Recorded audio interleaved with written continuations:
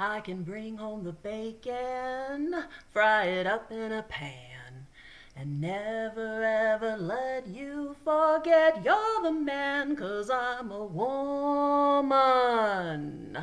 Angelique.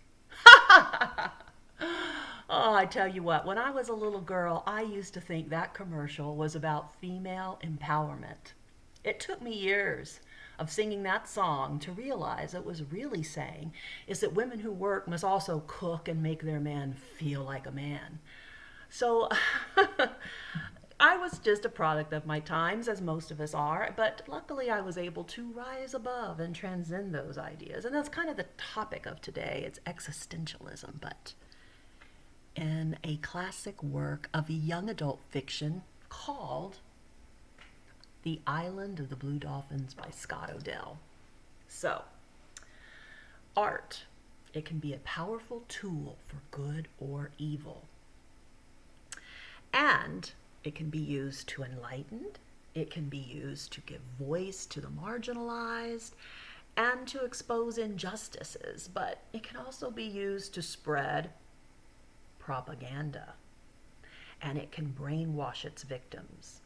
So, young readers can be especially vulnerable. And while I would never, ever advocate censorship, no, I do think it's important for parents and teachers to be involved, to be aware, and to offer a wide variety of works for young people to read. In fact, self-selection is always a good practice in my opinion, because what we don't want to do is limit them. We want to expand their horizons.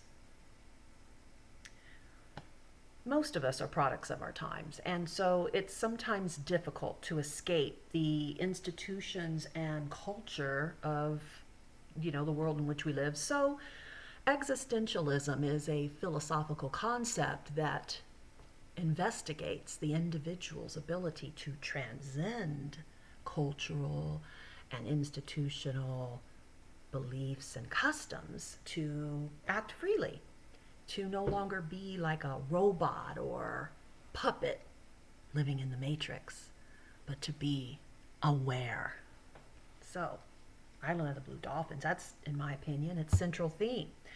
Spoiler alert, if you haven't read the book, I'm going to be giving some things away in this brief literary analysis, so if you don't want to be spoiled, cut the video now. So, what the existentialist does is, instead of just inheriting and accepting a meaning of life that they're passed down to them, they forge forward to create their own meaning of life. Now, the ability to reject what is inherited, to question it. Sorry, my glasses are bugging me.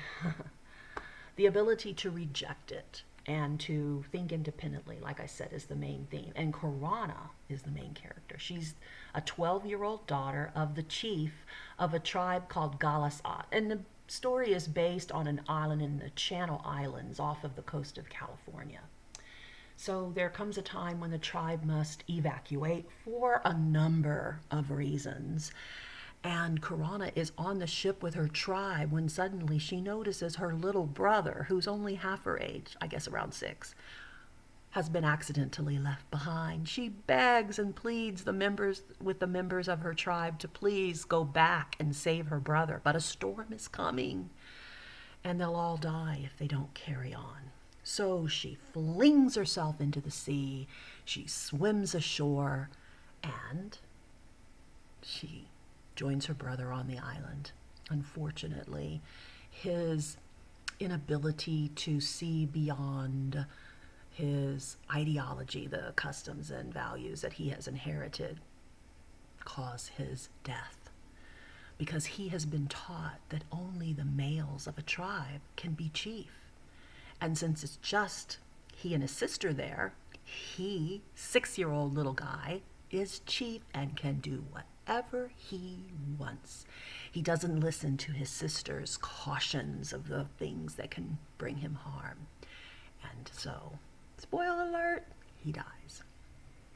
Korana realizes that if she doesn't adapt, that if she doesn't think outside of the box, that if she doesn't question the customs that have been handed down to her, she too will die. One of these customs, for example, is that if women were to try to make weapons, all these horrible calamities would befall her and the island. So she is very, very afraid to make weapons. But there are wild dogs and other threats on the island.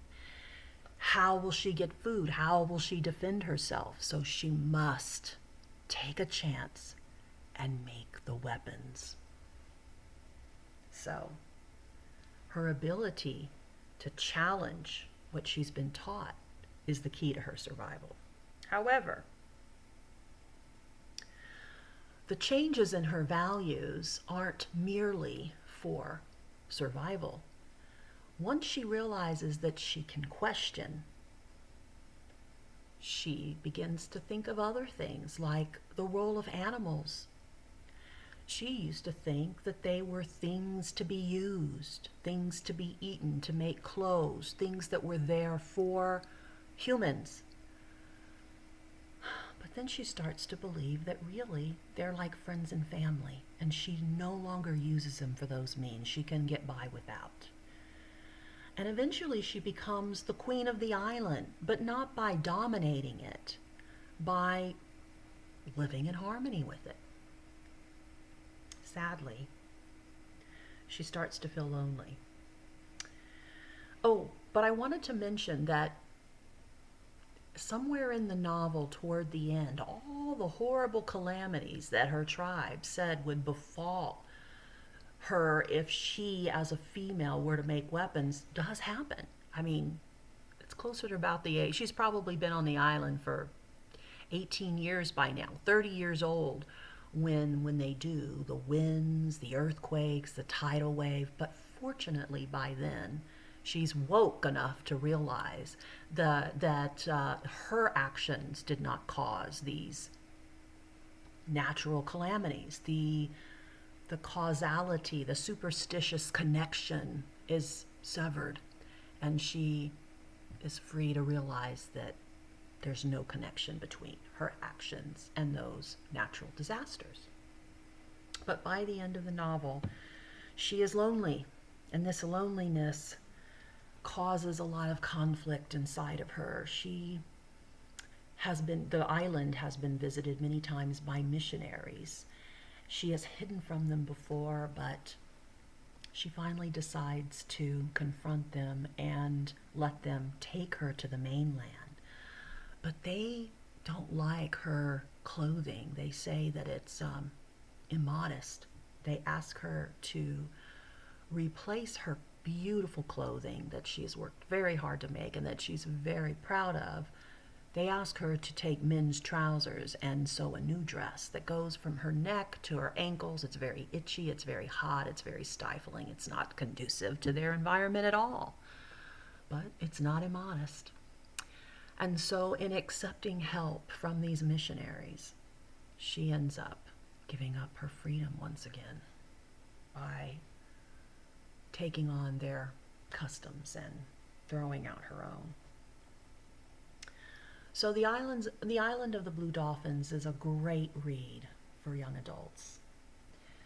It's not just an existential novel, it's an adventure story. It has other themes as well about loneliness, about perseverance, about human innovation, about environmentalism, animal rights, friendship. But I think that its theme of existentialism is the most important, and the book shows young minds that it is okay to question the beliefs we've inherited. Not just okay, but essential. I hope you've enjoyed the first edition of Book Tete-a-Tea with Eva Pohler. I didn't even take time to drink any of my tea. Next time, I'm going to bring you what I think are some very useful, very, very important writing tips. And, I forgot to unbox something for you, but I ordered some paranormal investigation equipment that has just arrived from Amazon, including dowsing rods and an EMF detector, because I have been dared to stay overnight in a haunted hotel and try to communicate with ghosts. So by the end of the month, I will be posting the results of that dare. I hope you'll subscribe if you aren't already. Give my video a like, and please stay tuned for another episode next week. Have a good one. Bye-bye.